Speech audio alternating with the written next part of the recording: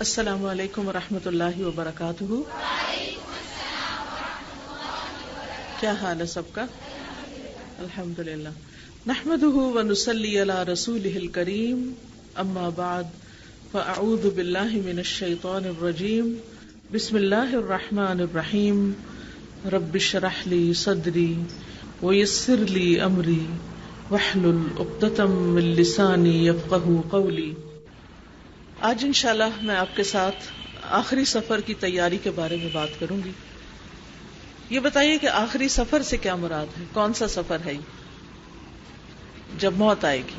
ٹھیک ہے. موت ایک ایسی حقیقت ہے کہ جس سے کسی کو بھی انکار نہیں. کوئی یہ کہہ سکتا ہے کہ مجھے نہیں مرنا؟ ہم میں سے ہر ایک کو مرنا ہے. ہم سب جانتے ہیں کہ اس دنیا میں ہمارا ٹھکانہ عارضی ہے، وقتی ہے، بہت تھوڑے دن کا ہے. ایک ایک لمحہ کر کے گزرتا چلا جا رہا ہے اور ہم سب بہت جلد اپنے انجام کو پہنچنے والے ہیں. دنیا میں کوئی بھی شخص ایسا نہیں کہ جو یہاں آیا ہو اور پھر وہ یہاں سے گیا نہ ہو. چاہے کوئی امیر تھا یا غریب تھا، کوئی بادشاہ تھا یا فقیر تھا، کوئی عالم تھا یا جاہل تھا، مرد تھا یا عورت تھی، سب کے سب دنیا سے جانے والے. کل نفس ذائقۃ الموت. سوچئے، امیجن کیجئے اس وقت کو جب ہم پر یہ وقت آئے گا. اس وقت ہم کیا سوچیں گے؟ تھوڑی دیر کے لیے سوچئے کہ وہ وقت آ گیا ہے، اب ہمارا کیا دل چاہ رہا ہے کہ کیا ہو؟ کوئی بتائے گا؟ موت کے وقت کیا دل چاہے گا؟ تھوڑی سی مہلت اور مل جائے تاکہ میں اچھے اچھے کام کر سکوں. آج وہ مہلت ملی ہوئی ہے نا، آج اس وقت ہے نا، آج ہم کچھ کر سکتے ہیں اپنے لیے بھی، دوسروں کے لیے بھی، اور خاص کر اپنی آخرت کے لیے. لیکن کل ہم جس وقت یہ وقت آ جائے گا کچھ بھی نہ کر سکیں گے، کچھ بھی نہیں. اگر ہم اپنی زندگی کے ہر لمحے کو اور خاص طور پر فرصت کے اوقات کو یہ سوچ کر گزاریں کہ شاید یہ ہمارے آخری لمحات ہوں، تو ہم اس وقت کو ضائع نہ کریں. اگر اور کچھ کرنے کو نہیں تو زیادہ سے زیادہ کیا کریں؟ پھر کیا کریں؟ اس وقت استغفار کریں، اللہ کا ذکر کریں، تسبیح کریں، قرآن پڑھیں، فارغ بیٹھ بیٹھ کے وقت نہ گزاریں. پھر اسی طرح اور کیا دل چاہے گا جب موت آئے گی؟ آپ کا کیا دل چاہتا ہے کہ میرا آخری وقت کیسا ہو؟ چلیے بتائیے، کیا دل چاہتا ہے؟ ہر ایک کی ایک تمنا ہوتی ہے نا، ایک آرزو ہوتی ہے، ایک سوچ ہوتی ہے، اور پھر اس کے مطابق انسان دعائیں بھی کرتا ہے کہ یا اللہ میرا آخری وقت ایسا ہو. وہ کہتی ہے میرا دل چاہتا ہے میں حرم میں ہوں، باوضو ہوں، سجدے کی حالت میں ہوں، اور وہاں میری موت آئے. اور کسی کا کیا دل چاہتا ہے؟ یہ دعا کرتی ہیں کہ ان کو پاکیزگی کی حالت میں موت آئے. ٹھیک ہے. اور ان کا دل چاہتا ہے کہ ان کی جب موت آئے تو اس وقت فرشتے آ کر ان کو کہیں یا ایتھا النفس المطمئنہ ارجعی الی ربک راضیۃ مرضیہ فادخلی فی عبادی وادخلی جنتی. اور ان کا دل چاہتا ہے کہ موت کے بعد ان کو مسنون طریقے سے کفن اور دفن اور جنازہ اور یہ سب کچھ سنت کے مطابق ہو. ان کا دل چاہتا ہے کہ شہادت کی موت ہو. ان کا دل چاہتا ہے نیک عمل کرتے ہوئے موت آئے، اللہ راضی ہو، کلمہ شہادت نصیب ہو. بس یہ کہ آسانی کے ساتھ روح نکل جائے، تکلیف نہ ہو، اور باقی کچھ نہیں سوچتے. ہم میں سے ہر ایک کو سوچنا چاہیے، ہر ایک کو سوچنا چاہیے، اور سوچنے کے بعد پھر اس طرح کی موت کے لیے دعائیں بھی کرنی چاہیے. یعنی جو ہم تمنا کرتے ہیں، خواہش کرتے ہیں، کوشش کرتے ہیں، پھر اس کے لیے دعا بھی کریں. ایک تو یہ ہے کہ پھر اس طرح کے کام بھی کریں، اچھے اچھے کام بھی کریں کیونکہ ہمیں نہیں پتا کہ کون سا کام کرتے ہوئے کس وقت موت آ جائے گی. آپ میں سے کوئی بتائے گا کہ کسی کے بارے میں آپ نے سنا ہو کہ بالکل صحت مند تھا، ایسے ہی بیٹھا ہوا تھا، یا کوئی باتیں کرتے کرتے یا سوتے ہوئے یا ایسے ہی فوت ہو گیا؟ ہاں آپ بتائیے. میں نے دیکھا تھا کہ ابھی بقرعید میں کہ ایک آدمی اچھے خاصے تھے، بالکل صحیح تندرست، گائے باندھ رہے تھے، گائے کے پیروں میں بھی رسی باندھ رہے تھے، اور رسی باندھتے باندھتے ہی وہیں پہ گر گئے، مطلب ہارٹ اٹیک ہوا. سب لوگ اتنے شاکڈ رہ گئے کہ ابھی تو بالکل صحیح صحت مند تھے، تندرست تھے، اور باتیں کرتے ہوئے رسی باندھے تھے گائے کے پیروں میں، اور وہ وہیں گر گئے، وہیں ان کی ڈیتھ ہو گئی. اور کوئی؟ ایک آنٹی تھی میری، ان سے ملاقات جمعے میں ہوئی تھی مسجد میں، بالکل صحیح تھی وہ. تو پھر اس کی رات کو ہی جیسے اگلے دن پھر مسجد میں اعلان ہوا کہ ان کا انتقال ہو گیا. بالکل صحیح، میں نے ان کو دیکھا تھا، مطلب کوئی ان کو تکلیف نہیں تھی. ایسا ان کا انتقال ہوا کہ وہ رات میں سو رہی تھی، ان کے گھر میں جیسے بچے بہت شور کر رہے تھے رات کے ٹائم، تو انہوں نے بہت زور سے بولا ہوگا کہ شور نہیں کرو، جیسے سو رہے تھے، ان کی نیند ڈسٹرب ہو رہی تھی، تو انہیں زور سے بولا ہوگا، تو ان کی مطلب آواز ہی حلق میں رہ گئی، پتہ نہیں خود بخود ہی ایسی کیا ہوا، اچانک موت آ گئی، اور پھر وہ اسی وقت انتقال کر گئے. اور کوئی؟ السلام علیکم. وعلیکم. میرے فادر کے فرینڈ تھے، ابو یہ لوگ سب ایک دوست کے گھر پہ گئے تھے اپنے کھانا کھانے کے لیے. تو وہاں پہ جو ان کے دوست تھے وہ بیٹھے ہوئے ایک دم کھانا کھاتے کھاتے انہوں نے نوالا منہ میں رکھا، اور ایک دم رکھتے ان کو بے ہوش ہے، اور بے ہوش ہوتے ہی ان کا انتقال ہو گیا. میرے کے نوالا اندر بھی نہیں گیا ان کے. السلام علیکم. میری نانی وضو بنا رہی تھی، تو وضو بناتے ہوئے جیسے پاؤں دھونے لگی آخر میں، تو وہیں پہ ہی وہ گر گئی، اسی وقت ان کا انتقال ہو گیا. بالکل ٹھیک تھی، بالکل صحیح اٹھ کے گئی تھی وضو بناتے ہوئے، آخر میں جیسے پاؤں دھونے کا وقت آیا تو وہیں پہ وہ گر گئی اور وہیں پہ انتقال ہو گیا. کچھ رشتے دار تھے ابو کے جیسے ماموں تھے، تو انہوں نے مطلب عصر کا وضو بنایا اور جائے نماز پہ کھڑے ہوئے، تو ان کو مطلب ایسا پین ہوا کہ مطلب نماز انہوں نے ابھی نہیں پڑھی، وضو کی حالت میں ہی کھڑے تھے جائے نماز پہ. تو جیسے ان کو چکر وغیرہ جو کچھ بھی ہوا، تو مطلب پیچھے چارپائی پہ جیسے بیٹھے تو ادھر ہی مطلب ان کا انتقال ہو گیا. بیٹے وغیرہ بیٹیاں بھی جب پاس آئیں تو. اور کوئی؟ یہ بات سنی ہے کہ ہم اسی حالت میں اٹھائے جائیں گے جس میں کہ ہم اپنے آپ کو پسند کرتے ہیں. جیسے کہ ایک فٹ بالر کی ڈیتھ ہوئی تھی اور ایک کرکٹر کی ڈیتھ ہوئی تھی، تو وہ لوگ اس چیز کو پسند کرتے تھے، تو اسی حالت میں ان کی ڈیتھ ہوئی. تو پھر ہمیں اپنے زندگی کا زیادہ سے زیادہ وقت جو ہے وہ استغفار اور قرآن شریف میں گزارنا چاہیے، تاکہ یہ کہ ہماری حالت ہر وقت انسان قرآن مجید تو نہیں پڑھ سکتا. اچھی بات ہے، جتنا پڑھ سکے اتنا پڑھے، لیکن پریکٹیکلی اتنا پاسبل نہیں ہوتا.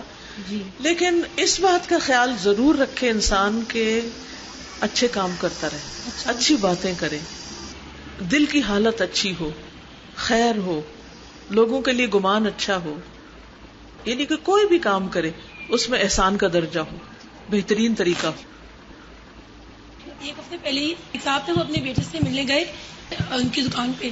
وہ بیٹے نے اسٹول پیش کیا کہ یہاں بیٹھے، وہ بیٹھے ہیں اور وہ کہہ رہے کہ ان کو کیا ہو گیا، اور وہ بیٹھے اور وہ بیٹھتے چلے گئے. مطلب وہ ایکسپیکٹ کر رہے تھے کہ اس اسٹول پہ صحیح سے بیٹھ جائیں گے، اور ان کا انتقال ہو گیا. میرے ہسبینڈ کے فرینڈ ہیں، ابھی پچھلے ہفتے کی بات ہے. تو وہ اتنے حیران ہوئے کہ انہیں سمجھ نہیں آئی کہ ڈاکٹر کو بلانا، کسی کو بلانا، مہلت نہیں ملی. ان سارے واقعات سے ہمیں ایک بات سمجھ میں آتی کہ موت جوتی کے تسمے سے بھی زیادہ قریب ہے. یہ واقعہ اگر کسی کے ساتھ ہوا ہے تو ہمارے ساتھ بھی ہو سکتا ہے. ہمیں نہیں پتا کون سا دن اور کون سا وقت ہمارا آخری وقت ہو. اس لیے ہر روز موت کے بارے میں سوچنا چاہیے، ہر روز موت کی تیاری کرنی چاہیے. اس کا ایک فائدہ تو یہ ہے کہ جو کام تیاری سے انسان کرتا ہے وہ بہتر ہوتا ہے بنسبت اس کے جو کام بغیر تیاری کے کرتا ہے انسان. دوسری بات یہ ہے کہ انسان کی جب موت اچھی ہوگی تو اس کا آخری سفر جو شروع ہوگا موت کے بعد کا، وہ بھی انشاءاللہ اچھا ہوگا. تیسرا یہ کہ وہ دوسروں کے لیے ایک اچھی مثال بنے گا. یعنی جب ہم اچھے حال میں دنیا سے انشاءاللہ جائیں تو ہمارے پیچھے بات بھی اچھی ہوگی، وہ ہمارے حق میں ایک اچھی گواہی بنے گی. پھر اسی طرح یہ ایک اور بڑا ہی اہم سبق ہے، وہ یہ ہے کہ ہم سب کو اس بات کا بھی پتا ہونا چاہیے کہ اگر ہمارے سامنے کسی کی اس طرح ڈیتھ ہو رہی ہے تو ہم کریں کیا، ہمیں کیا کرنا ہے. ایک تو یہ کہ اپنے بارے میں انسان فکر کرے، اور ایک اپنے آس پاس والوں کے بارے میں فکر کرے کہ اگر ہماری موجودگی میں ہمارے سامنے ہمارے گھر میں ہمارے جاننے والوں میں اگر کسی کے اوپر ایسا وقت اچانک ہی آ گیا ہے تو اس وقت ہمیں کیا کرنا چاہیے؟ یہ بات ہم میں سے ہر عاقل بالغ کو معلوم ہونی چاہیے. اس وقت کیا کریں؟ تو یہ چھوٹا سا کتابچہ ہے آخری سفر کی تیاری. یہ ہمیں بہترین رہنمائی دیتا ہے قرآن و سنت کی روشنی میں کہ ہمیں اس وقت میں کیا کیا کام کرنے چاہیے. جیسے کسی نے ابھی کہا نا کہ میرا دل چاہتا ہے کہ میرے آخری وقت کے ہر عمل جو ہے وہ مسنون ہو. تو وہ کیسے ہو سکتا ہے؟ وہ علم کے ساتھ ہی ہو سکتا ہے نا. تو ہمیں اس کے لیے اپنے آپ کو پریپیئر کرنا چاہیے. اور پھر یہ کتاب گھر میں موجود بھی ہو، کیونکہ بعض اوقات ساری باتیں زبانی یاد نہیں رہتی، بھول جاتی. اور خصوصاً جب کوئی مر رہا ہو ہمارے سامنے تو اس وقت دل کی کیفیت کیا ہوتی، دل کا حال کیا ہوتا ہے؟ انسان کے اوپر گھبراہٹ طاری ہو جاتی، خوف طاری ہو جاتا ہے. اور اگر کوئی عزیز پیارا محبوب انسان ہو تو غم طاری ہو جاتا ہے. بعض اوقات ہمارے جذبات کنٹرول میں نہیں رہتے. تو ایسا نہ ہو کہ اس کو سنبھالنے کے بجائے ہم خود اس حال میں پہنچ جائیں کہ کوئی ہمیں سنبھالے. تو یہ مومن کا مومن پر حق ہے کہ وہ اس کی موت کے وقت اس کی خدمت کرے، اور مرنے کے بعد اس کا جنازہ بھی پڑھے، اور اس کے کفن دفن کا بھی انتظام کرے، اس کے غسل کا انتظام کرے، اور اس کے لیے دعا کرے. یہ سارے ایک مسلمان کے دوسرے مسلمان پر حق ہیں. اور اس معاملے میں جو ہم اپنے لیے چاہیں وہ ہم دوسروں کے لیے کرنے کو تیار رہیں. تو اس لیے یہ باتیں آپ نے سن بھی رکھی ہوں گی، بعض نے آپ میں سے دیکھ بھی رکھی ہوں گی، لیکن افسوس یہ کہ ہمارے معاشرے میں بعض اوقات ایسی ایسی خرافات پائی جاتی ہیں، ایسے ایسے توہمات ہیں، ایسی ایسی رسمیں ہیں کہ جن میں یہ سمجھ نہیں آتی کہ دین کیا ہے اور کیا نہیں ہے. اور پھر بعض چیزیں بدعت بن جاتی ہیں کیونکہ ان کو ہم دین کا حصہ سمجھ کے کر رہے ہوتے ہیں. تو اس لیے بہت ضروری ہے کہ ہم صحیح دین کو جانیں تاکہ ہمارا عمل صحیح ہو، تاکہ ہمارا خاتمہ صحیح ہو، ایمان پر خاتمہ ہو، صحیح چیز پر خاتمہ ہو. کیا ہم اپنے لیے نہیں چاہیں گے؟ چاہیں گے نا. تو ہم دوسروں کے لیے بھی یہ چاہیں. تو اس کتاب کا کچھ حصہ میں آپ کے ساتھ شیئر کروں گی، باقی آپ اپنے گھر والوں کے ساتھ، اپنے آس پاس کے لوگوں کے ساتھ اس کو شیئر کریں، پڑھیں. ضروری نہیں کہ ایک دن میں ہی سارا پڑھ کے سنا دیں، تھوڑا تھوڑا کر کے بھی پڑھ سکتے ہیں. مثلاً جن لوگوں کے بیچ میں آپ رہتے ہیں ان کو کتاب پڑھا دیں. اس کا فائدہ کیا ہوگا کہ جب ہماری موت کا وقت آئے گا تو وہ اس کے مطابق ہمارے لیے عمل کریں گے. تو انشاءاللہ پڑھائیں گے. ساتھ مل کے گھر والوں کے پڑھ لیں، اپنی دوستوں کے ساتھ مل کے پڑھ لیں، جہاں جہاں جو ہیں، کیونکہ وقت تو کسی کو نہیں پتا کہ کہاں لکھا ہے، کس وقت لکھا ہے، کون سا ملک ہے، کون سا شہر ہے، کون سی جگہ ہے، کون سی حالت، کس کام میں، کہاں، نہیں پتا. تو پیج 3 سے دیکھیے.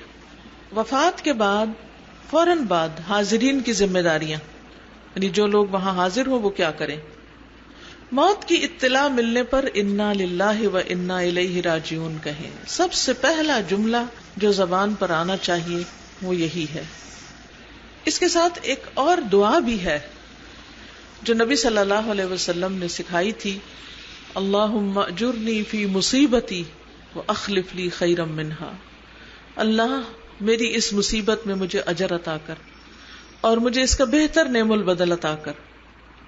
کیونکہ انسان کمزور ہے نا، انسان کو انسانوں کی ضرورت ہوتی. انسان اللہ کا محتاج بھی ہے اور انسان کسی حد تک بندوں کا محتاج بھی ہے. اور خاص طور پر مرنے کے وقت تو سراسر محتاج ہی محتاج ہے. پھر تو محتاجی ہو جاتی، تو اپنے لیے کچھ بھی نہیں کر سکتا انسان. جو ہو چکا ہو چکا، اس کی تحقیق اور کھوج میں فی الحال وقت ضائع کرنے کی بجائے مندرجہ ذیل امور کی طرف توجہ دیں. مرنے والے کی آنکھیں فوراً بند کر دیں. اس کے بارے میں حدیث معلوم ہے آپ کو. آپ صلی اللہ علیہ وسلم ایک صحابی کی وفات کے وقت حاضر تھے تو آپ نے فرمایا کہ اس کی آنکھیں بند کر دو، کیونکہ جب روح نکلتی ہے تو نگاہ اس کا پیچھا کرتی ہے. اور وہ کتنے دکھ کا وقت ہوگا نا کہ اپنے ہی جسم کا ایک حصہ ہم سے جدا ہو رہا ہے. جدائی ہمیشہ دکھ دیتی ہے نا. کبھی آپ کسی کے ساتھ ملتے ہیں، کوئی جا رہا ہوتا ہے چھوڑ کے، اور خصوصاً جو چیز جتنی زیادہ پیاری ہوتی ہے اس کے لیے اتنا ہی دکھ ہوتا ہے اس کے جدا ہونے پہ، اس کے الگ ہونے پر. تو جب ہمیں اپنے قریبی لوگوں کے جدا ہونے پہ دکھ ہوتا ہے تو جو اپنے ہی جسم کی روح ہے جب وہ جدا ہوگی تو کیا حالت ہوگی. ایک چوڑی سی پٹی میت کی ٹھوڑی کے نیچے سے گزارتے ہوئے سر کے اوپر باندھ دے. بازو کے تو بچوں کی پونی سی بناتے نا, پیچھے سے پیچھے اوپر باندھ دیتے, تو یہ یہاں سے منہ باندھنا تاکہ منہ نہ کھلا رہے, منہ بند ہو جائے. یعنی اس لیے پٹی باندھتے کہ پھر وہ ڈھیلا ہو کے بھی واپس نہ کھل جائے. آنکھوں کو تو جب ایک دفعہ بند کر دیا جائے تو پھر وہ نہیں کھلتی, لیکن منہ ہو سکتا ہے کہ پھر کھل جائے, اسے بند کرنا چاہیے. دونوں پاؤں قریب کر کے ایک اور پٹی کی مدد سے باندھ دیے جائیں. یہ انگوٹھے ہوتے ہیں نا, ان دونوں کو آپس میں باندھ دیا جاتا ہے. بعد میں غسل کے وقت یہ پٹیاں کھول دی جائیں, یہاں کی بھی کھول دی جائے, پاؤں کی بھی کھول دی جائے. میت کو چادر سے ڈھانپ دیں, چہرے پہ بھی ڈال دیں, کیونکہ میت کی ایک حرمت ہے. اب اسے لوگوں کے لیے ایک نمائش بنا کے نہیں رکھنا چاہیے. حادثے کے اثرات یا موت کی سختی کی وجہ سے میت میں کوئی تغیر و تبدل رونما ہو گیا ہو اور دوسرے لوگ بار بار دیکھنا چاہیں تو ایسا نہ کرنے دیں, بلکہ میت کو ڈھانپا رہنے دیں. یعنی بعض بیماریاں ایسی ہوتی ہیں کہ ان کے بعد رنگ کالا ہو جاتا ہے. اب لوگ کہتے ہیں بعض اوقات لوگ بدگمانی کر لیں تو پتہ نہیں کتنی خراب روح تھی, اس کا منہ کالا ہو گیا ہے. ضروری نہیں کہ کوئی انسان بدعمل ہو تو تبھی منہ کالا ہو. بعض بیماریاں ایسی ہوتی ہیں کہ جن میں انسان کے چہرے کا رنگ بدل جاتا ہے. قریبی پڑوسیوں کو فوراً اطلاع دیں. ممکن ہے وہ تجہیز و تکفین کے معاملے میں آپ کے اور میت کے قریبی رشتہ داروں کو اطلاع کرنے میں آپ کی مدد کر سکیں, کیونکہ اس وقت انسان گھبرایا ہوا ہوتا ہے نا, اسے ہیلپ چاہیے ہوتی. تو جو قریب ترین لوگ ان کو بتا دیں تاکہ وہ آ جائیں اور آ کے آپ کے ساتھ اب کفن دفن کا انتظام شروع کریں. جتنی استطاعت اور ہمت ہو اتنی نفل نماز کم از کم 2 رکعت پڑھ کر اللہ کے حضور نہایت عاجزی سے اپنے لیے مدد مانگے اور اس غیر متوقع صدمے کو برداشت کرنے کے لیے دعا کی جائے کہ اللہ تعالیٰ آپ کو صبر و ہمت عطا کرے. اس وقت کی کوئی مخصوص نماز نہیں ہے ویسے, لیکن یہ نماز کس لیے؟ وَاسْتَعِینُوا بِالصَّبْرِ وَالصَّلَاةِ, صبر اور نماز سے مدد لو, یعنی دکھ اور غم دور کرنے کے لیے انسان اللہ کے حضور حاضر ہو جائے. میت کے چھوڑے ہوئے مال میں سے کفن دفن کے اخراجات پورے کر لیں. اس کے بعد میت کے ذمہ کوئی قرض, ادھار یا کسی قسم کے واجبات ہوں جن کا آپ کو علم ہو تو ان کی ادائیگی اس کے بقایا مال میں سے کر دیں. یعنی قرضہ پہلے اتارنا چاہیے, پھر وصیت پوری کرنی چاہیے, پھر اسی طرح کسی کا لین دین ہو تو وہ سب حساب بے باک کر کے پھر آخر میں جب میت کو دفن کر دیں تو پھر ورثہ تقسیم کریں گے. بالفرض میت نے اتنا مال نہیں چھوڑا کہ یہ تمام اخراجات پورے ہو سکیں تو رشتہ دار اور دوسرے مسلمان اس کی طرف سے یہ ادائیگی کر دیں, کیونکہ قرض کا گناہ جو ہے وہ شہید سے بھی معاف نہیں ہوتا. اگر کسی کا قرضہ لیا ہوا ہے تو اس کو واپس کرنا ضروری ہوتا ہے, ورنہ انسان کا حساب سخت ہے. انسان کو اپنے اعمال میں سے قیامت کے دن دینا ہوگا, وہ مال لوٹانا ہوگا. کسی کی چھوٹی سی چیز بھی لے تو اس بات کی فکر کریں کہ بس جتنا جلدی ہو واپس کروں. کسی کے مال پہ ناجائز قبضہ کرنا بہت غلط ہے. بعض لوگ قرضہ لے لیتے ہیں پھر اس کے بعد وہ اس سے اپنے کام چلاتے رہتے ہیں اور اس بات کی فکر نہیں کرتے کہ جس سے لیا ہوا وہ واپس کیا جائے, حتیٰ کسی حال میں موت بھی آ جاتی. تو مرنے کے بعد انسان کا پھر آگے حساب کتاب ہونے والا ہے تو اس سے پہلے اس کی ادائیگی کر دی جائے. میت نے اگر وصیت لکھ رکھی تھی تو جلد از جلد پڑھ لی جائے. آپ کے پاس وصیت کا وہ کاغذ ہے جو الہدا نے چھاپا ہے؟ اگر نہیں ہے تو آپ وہ لے لیجئے. اس میں ضروری باتیں لکھی ہوئی ہیں جو ہر بندہ چاہتا ہے کہ اپنے پیچھے وصیت چھوڑ کے جائے, اور کچھ پرسنل چیزیں آپ اپنے ہاتھ سے بھی لکھ سکتے ہیں.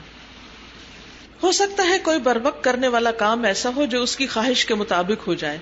مثلاً اسے بچوں میں سے کسی خاص بچے سے غسل کرانے کی تمنا ہو, یا نماز جنازہ کی امامت کے لیے اس نے دیندار بھائی یا دوست سے درخواست کی ہو, یا اس نے خاندان والوں کو اس موقع پر غیر شرعی رسموں سے منع کیا ہو, وغیرہ وغیرہ.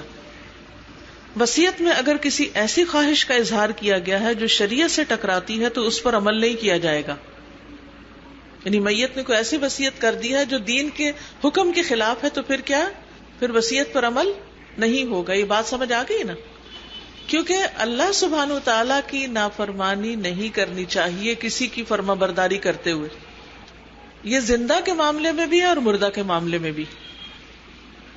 عزیزوں کے بروقت پہنچ جانے پر دفنانے کی جگہ اور نماز جنازہ کا وقت باہم مشورے سے طے کر لیں، لیکن دور دراز کے رشتہ داروں کے انتظار میں تاخیر کرنے یا سرد خانے میں ڈلوانے کی بجائے جلد دفنانے کے انتظام کریں. کوشش کی جائے کہ جس علاقے میں میت کی وفات ہوئی ہے وہیں اسے دفن کر دیا جائے.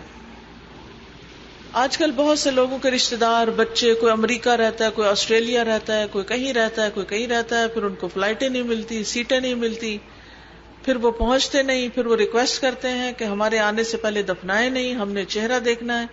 اور پھر لوگ کیا کرتے ہیں، اس کو کولڈ سٹوریج میں لے جا کے رکھ دیتے ہیں، ہاسپٹل میں ایسی جگہوں پر لے جا کے ڈال دیتے ہیں، اور بعض اوقات 2 دن تک میت ادھر سرد خانے میں پڑی رہتی.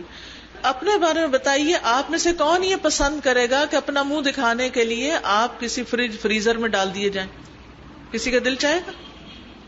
تو یہ کتنی عجیب بات ہے، کتنی تکلیف دہ بات ہے کہ کسی اور کی باڈی کو مرنے کے بعد کسی سرد خانے میں ڈالا جائے، اور کس طرح اس کو تکلیف دی جائے. وہ اٹھاتے ہیں، اسٹریچر پہ ڈال، اس پہ ڈال، پھر وہ اس کے اندر ڈال، پھر اس کا دروازہ بند کر. وہ اتنی تنگ سی جگہ ہوتی ہے. کبھی آپ ہاسپٹل میں دیکھیں یا ایسی جگہوں کو دیکھیں تو اتنی سخت گھبراہٹ ہوتی ہے دیکھ کے، یا اللہ اس سے بچانا. تو آپ اپنی وصیت میں بھی لکھ سکتے ہیں کہ مرنے کے بعد مجھے جلد از جلد دفنایا جائے، ایسی کسی جگہ نہ ڈالا جائے. خواہ مخواہ کی ایک اپنے لیے بھی اذیت، جو قریب کے لوگ ہیں ان کے لیے بھی اذیت، اور صرف دور سے آنے والا بیٹا ہے یا بھائی ہے یا کون ہے، اس نے آ کے 1 منٹ میں شکل دیکھنی اور پھر دفنا دینا. یہ کوئی انصاف کی بات ہے؟ وہ 1 منٹ دیکھنے سے کیا مل جائے گا یہ بتائیے، کیا ملے گا؟ بس ایک دل کی تسلی ہے. اپنے دل کی تسلی کے لیے دوسرے کو تکلیف میں ڈال دے انسان. اور ویسے بھی مرنے کے بعد جو میت نیک ہوتی ہے وہ پکارتی ہے کہ مجھے جلد میرے انجام تک پہنچاؤ. یعنی میت نیک ہو تو تب بھی، اور بری ہو تو تب بھی اسے اپنے کندھوں سے اتارنا چاہیے. اسے گھر میں رکھنے کی کیا ضرورت ہے؟ دونوں حالتوں میں، کوئی اچھا ہے یا برا ہے، بس سپرد کرو اس کو، اپنے مقام تک پہنچاؤ.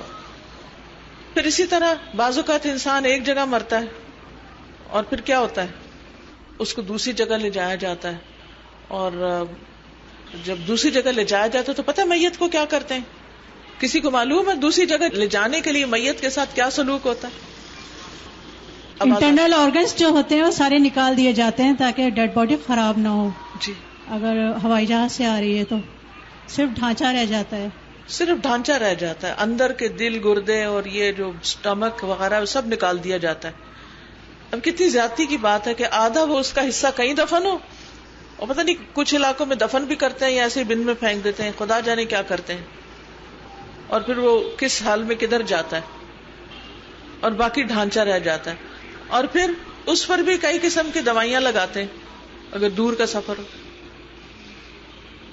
یہ بھی سنا ہے استاذہ کہ جو اتنی زیادہ باڈی کی بے حرمتی ہوتی ہے خواتین کی کہ ان کو ادر کنٹریز میں الٹا لٹکا دیا جاتا ہے اور فل نیکڈ ان کو کیا جاتا ہے، اور یہ آرگنز جو نکالتے ہیں یہ تمام نامحرم ہوتے ہیں ظاہر ہے. اور اس حالت میں ایک عورت اتنی پردے دار اپنی زندگی میں ہے اور اس کے بعد اس کو اس حالت میں اتنی بے حرمتی اس کی لاش کی جاتی ہے. آپ میں سے کوئی اپنے لیے پسند کرے گا؟ کوئی نہیں. ہم پسند کرتے ہیں نا اپنے لیے کہ ہمارے ساتھ ایسا ہو. تو اس لیے کیا وصیت کرنی چاہیے کہ ہم جہاں فوت ہوں ہمیں ادھر ہی دفن کر دیں. دیکھیے اس بات کی آس نہ رکھیں کہ اچھا ہم اپنے شہر میں دفن ہوں گے، اپنے گاؤں میں دفن ہوں گے، اپنے ملک میں دفن ہوں گے تو ہمارے رشتہ دار قریب ہوں گے، وہ دعائیں کرنے کے لیے آئیں گے وغیرہ وغیرہ. اس طرح کی باتیں سوچ کے ایسا کیا جاتا ہے نا. تو آپ دیکھیے کہ جب آپ زمین کے اندر چلے گئے تو اس سے کوئی فرق پڑتا ہے کہ کوئی آپ کے 1 میل دور رہتا ہے یا 2 میل دور رہتا ہے؟ کوئی اندر تو نہیں اترے گا ساتھ. اور دعا صرف قبر پہ جا کے ہی قبول نہیں ہوتی. دعا تو آپ جہاں بیٹھ کے کسی کے لیے کریں گے وہیں سے قبول ہو جائے گی انشاءاللہ، اگر آپ نے دل سے دعا کی، کیونکہ دل سے نکلی ہوئی دعا قبول ہوتی. تو اس لیے اپنے لیے یہ وصیت کریں کہ مجھے جس مرضی زمین میں میں فوت ہوں، چاہے ادھر میرا ایک بھی رشتہ دار نہ ہو، ادھر ہی دفن کیا جائے، ادھر ادھر نہ گھمایا جائے، نہ لے جایا جائے. اگر وہاں کوئی جنازہ پڑھنے والا نہیں تو جہاں مسلمان ہے وہاں سے غائبانہ جنازہ پڑھ دیا جائے، لیکن لاش کی برحرمتی نہ کی جائے. اور یہ بھی خوشخبری ہے اگر کوئی پردیس میں فوت ہوتا ہے کہ جس جگہ پہ کوئی فوت ہوتا ہے اور جہاں اس کو دفن کیا جاتا ہے وہ سارا حصہ اس کے لیے جنت کے اندر شامل کر دیا جاتا ہے، وہ اس کی جنت کا حصہ بن جاتا ہے وہ سارا ایریا. تو اس لیے اس بات کی فکر نہیں ہونی چاہیے کہ ہم کہاں دفن ہیں. اچھا چلے آج تو ہمارے رشتے دار ہیں ہمارے گاؤں یا کسی شہر میں، کل انہوں نے نہیں مرنا جن کے لیے ہم وہاں جا رہے ہیں، انہوں نے بھی مر جانا نا. 100 سال بعد ان میں سے کون زندہ ہوگا جو ہماری قبر پہ آئے گا؟ کیا ان کے بچے آئیں گے یا ان کے بچوں کے بچے آئیں گے؟ کون آئے گا قبر پر؟ کوئی بھی نہیں آئے گا. یہ صرف دل کی تسلیاں ہیں، ادھر دفن ہو ادھر دفن ہو ادھر نہیں، کوئی فائدہ نہیں. اصل چیز ہے کہ انسان کے اعمال اچھے ہوں، اور جب عمل اچھے ہوں گے تو کہیں پر بھی ہوں گے اللہ کی طرف سے مہمانی ہوگی. اس کی فکر کرنی چاہیے. میت کی طرف سے ماضی میں اگر کسی کی حق تلفی ہو گئی تو جنازے کے شرکاء سے درخواست کریں کہ کھلے دل سے میت کو معاف کر دیں. شرکاء کی آمد و رفت کے پیش نظر اس درخواست کو دہراتے رہیں.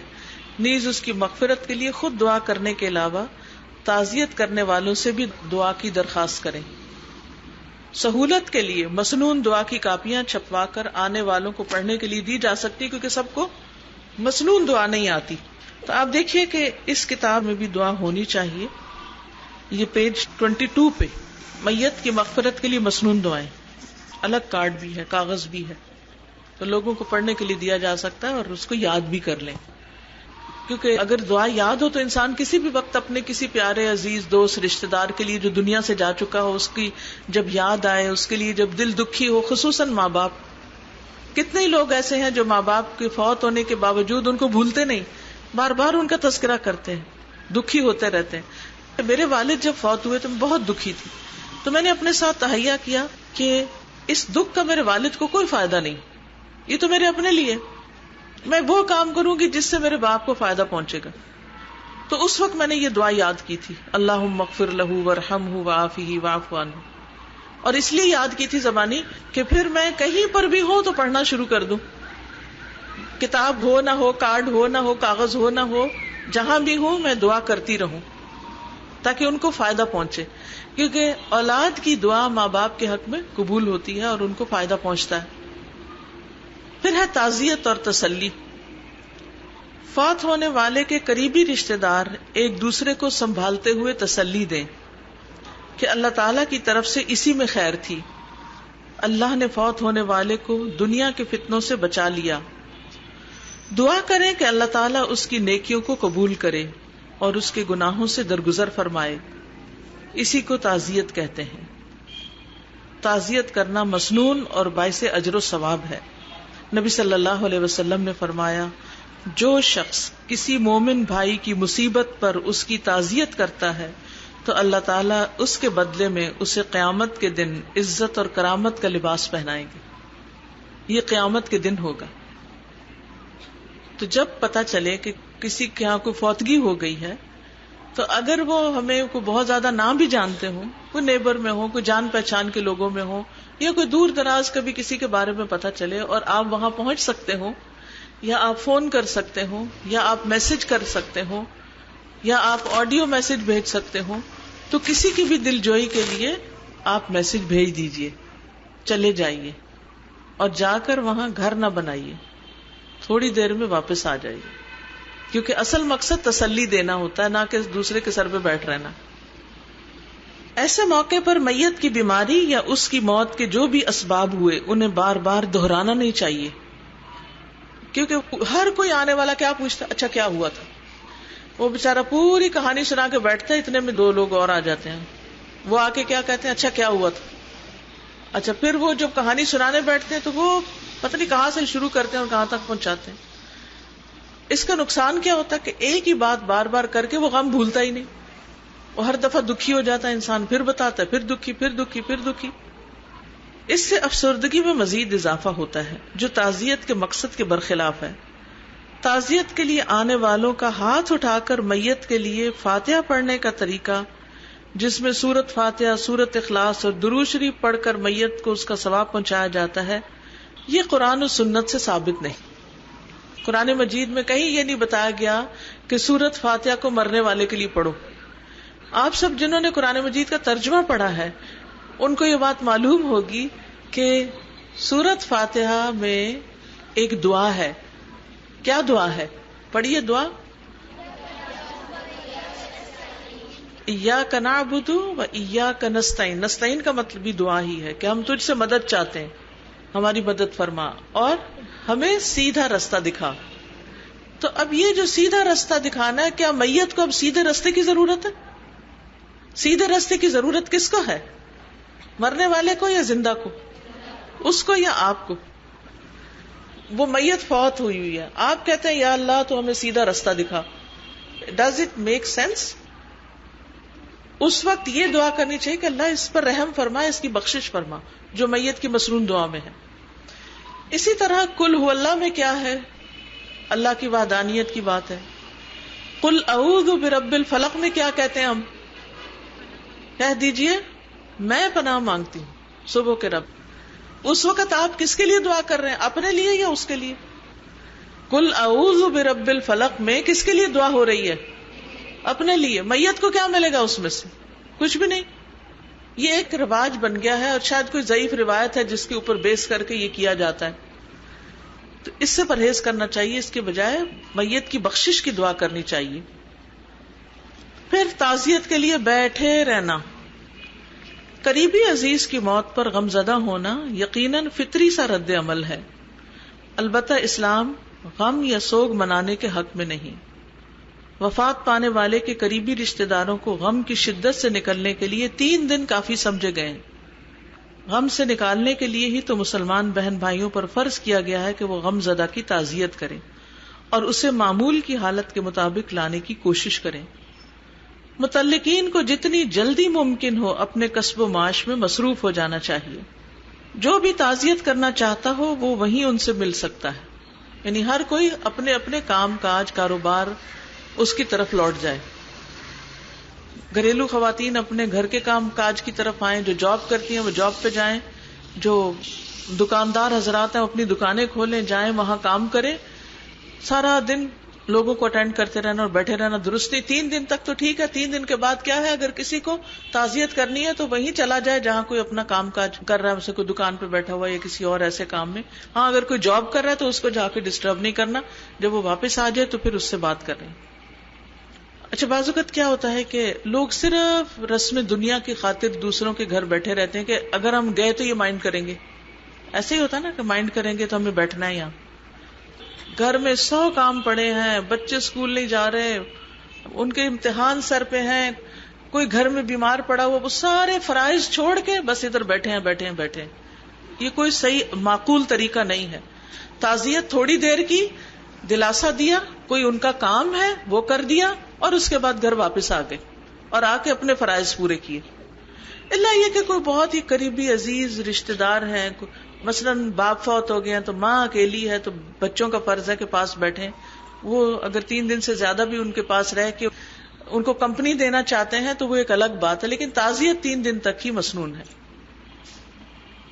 ابھی آپ نے کہا کہ 3 دن سے زیادہ کی تعزیت کا, رحمی رشتوں میں ناراضگیاں ہو گئی کہ 2 سال کے بعد آئے تو میرے گھر موت ہوئی تھی تو وہ آئے نہیں تعزیت کرنے کے لیے, تو کیا کہتے ہیں اب ہمیں ان سے ملنے سے کیا فائدہ جو ہمارے غم میں شامل نہیں. میں آپ کو بتا رہی کہ یہ چیز دونوں کو بہت سمجھایا کہ نہیں یہ 2 سال کے بعد پہلی دفعہ آئے تھے اس شہر میں, ملک میں, تو میرے گھر کیوں نہیں آئے افسوس کرنے کے لیے, اور ملنا جلنا چھوڑ دیا. اور یہ قطع رحمی, رشتوں کو کاٹنا, ملنا جلنا چھوڑنا, یہ اللہ کی ناراضگی اور غضب کا سبب. جو چاہتا ہے کہ اس کے رزق میں برکت ہو, اس کی عمر میں برکت ہو, وہ کیا کرے؟ رشتوں کو جوڑے, تعلقات کو جوڑے. تو صرف اس بات پر کہ اگر کوئی 2 سال بعد بھی آیا ہے اور پھر وہ آپ کے گھر تعزیت کرنے نہیں آیا تو اس پر آپ ناراض ہو رہے ہیں, تو یہ ناراضگی کی کوئی معقول وجہ نہیں. تعزیت کا وقت ختم ہو چکا ہے, اس نے کوئی فون کیا ہوگا یا کوئی میسج بھیجا ہوگا یا اپنا فرض پورا کر دیا ہوگا. اور ایک دفعہ فرض پورا کرنے کے بعد ضروری نہیں کہ آپ اگر فون پہ کر چکے ہیں تو پھر ضرور جائیں بھی, اگر جانے کا موقع نہیں تو کوئی بات نہیں. بعض اوقات ایسے حالات ہوتے ہیں کہ انسان واقعی نہیں نکل سکتا. غم میں مبتلا ہونے اور سوگ کی کیفیت طاری کرنے میں بہت فرق ہے. کام کاج چھوڑ کر بہت دنوں تک کسی مخصوص جگہ جیسے گھر، میدان یا قبرستان میں شامیانے ڈلوا کر یا مسجد وغیرہ میں تعزیت کی خاطر جمع ہونا، یا وقت، دن، ہفتے، مہینے مقرر کر کے غم کو تازہ کرنے بیٹھنا اور سوگ کا ماحول بنائے رکھنا غیر اسلامی کام. تعزیت کی خاطر عورتوں اور مردوں کا اجتماع یعنی اکٹھا ہونا، مکس گیدرنگ، یہ ناپسندیدہ. یعنی بعض گھرانوں میں اس بات کی پرواہ نہیں کی جاتی، ادھر مرد بیٹھے ادھر عورتیں بیٹھی ہیں، گپ شپ ہو رہی ہے، ہنسی مذاق ہو رہا ہے، کیا تعزیت کرنے بیٹھے. وہ تعزیت کیا بن جاتی ہے؟ Social gathering. اور اس میں مردے کے لیے تو کچھ ہو نہیں رہا ہوتا، گھر والوں کے لیے تو کچھ ہو نہیں رہا ہوتا، اپنی کہانیاں سنائی جا رہی ہوتی ہیں، اپنی باتیں کی جا رہی ہوتی ہیں، اور گھر والوں پہ الٹا بوجھ ڈالتے ہیں. اچھا چائے لے آؤ، اب پانی لے آؤ، اب فلاں چیز لے آؤ، آرڈر پہ آرڈر کیے چلے جا رہے ہوتے ہیں. یہ انسانیت ہے؟ اور بعض لوگ بےچارے کسی کی وفات کے بعد کنگال ہو جاتے ہیں. ادھر سے کمانے والا جاتا ہے اور ادھر سے جو اس کی جمع پونجی ہوتی ہے وہ مہمانداریوں میں خرچ ہو جاتی ہے. کتنا بڑا ظلم ہے. اور ہم بعض اوقات نا سمجھی میں اس کا حصہ بن رہے ہوتے ہیں. تو اس سے بھی پرہیز کرنے کی ضرورت ہے کہ بلا وجہ کسی میت کے گھر میں مہمان بن کے نہ رہیں کہ ان کے اوپر ایک بوجھ بن جائے. بعض لوگوں کو تو میں نے یہاں تک دیکھا ہے وہ بےچارے آنے والوں کو کھلانے کے لیے قرضے لے رہے ہوتے ہیں. مجھے اچھی طرح یاد ہے کہ ہمارے نیبر میں کسی کی دادا کی وفات ہو. دادا، اچھا وہ بچی کا رشتہ طے تھا تو انہوں نے اپنے بچی کی شادی کے لیے کچھ چیزیں بنا رکھی تھی، ابھی کچھ بنانی تھی، اور کچھ شادی کی ڈیٹ طے کی ہوئی تھی. اس سے پہلے دادا کی وفات ہو گئی. تو آپ یقین کریں جو کپڑے انہوں نے بچی کے لیے چھوٹے موٹے تیار کیے ہوئے تھے وہ اس رسم کے مطابق کہ جو تعزیت کے لیے اس کو دوپٹہ دو، اس کو کپڑا دو، یہ بھی ہوتا ہے نا، رسم ہوتی ہے. آنے والوں کو کپڑے بھی دیے جاتے ہیں جو دوسرے شہروں سے آتے ہیں، وہ ان کو دے دیے. جو پیسے جمع کیے تھے، جو دیگ پکنی تھی بیٹی کی شادی کی، وہ پک گئی دادا کی وفات کی. وہ بھی ختم، وہ بھی ختم. جوان بچی گھر میں بیٹھی ہے، دادا کیا فوت ہوئے، سب کچھ ساتھ ہی چلا گیا. کیا یہ انسانیت ہے؟ کیا یہ معقول بات ہے؟ ہم کب تک ان رسموں کی بھیٹ چڑھتے رہیں گے؟ کب تک ہم اپنے اوپر اور دوسروں پر ظلم کرتے رہیں گے؟ کیا اس میں سے کوئی چیز قرآن و سنت سے ثابت؟ کیا ایسا کرنے سے ہمیں کوئی اجر و ثواب ملے گا؟ اس طرح کی چیزوں سے دوسروں کو بھی منع کرنا چاہیے، روکنا چاہیے. اور پھر اس بہانے سے وہ دادی کو میٹھے چاول پسند تھے تو میٹھے چاول پکنے چاہیے، ان کو فلاں فروٹ پسند تھا تو وہ خرید کے لاؤ، اس کو فلاں چیز پسند تھی تو وہ پیش کرو. اور پھر جو سلسلہ شروع ہوتا ہے ہر جمعرات کا، اور پھر 40ویں کا، اور پھر برسی کا، اور پھر پتہ نہیں کس کس چیز کا، جو ایک ختم ہونے کا نام ہی نہیں لیتے. بھائی مرنے والا مر کے ختم ہو چکا، آپ اس قصے کو ختم ہی نہیں کر رہے. کہیں تو اینڈ ہونا چاہیے نا. ان چیزوں میں ہمارا مال بھی جاتا ہے، وقت بھی جاتا ہے، دین بھی جاتا ہے. تو اس لیے اس تعلیم کو عام کرنا، ان کتابوں کو گھروں تک پہنچانا، لوگوں تک پہنچانا، اپنی حد تک ان کو سمجھانا، یہ نہایت ضروری ہے تاکہ ہم اپنی شادیوں اور اپنی وفات میں سادگی اختیار کریں، کیونکہ سادگی ایمان کا حصہ ہے. بعض اوقات ہم کہتے ہیں اچھا کیا ہے، خوشی کا موقع ہے تو یہ پہن لیا تو کیا ہوا، یہ کر لیا تو کیا ہوا. اور کبھی کہتے ہیں یہ غم کا موقع ہے، اس موقع پر تو ایسا کرنا جائز ہے.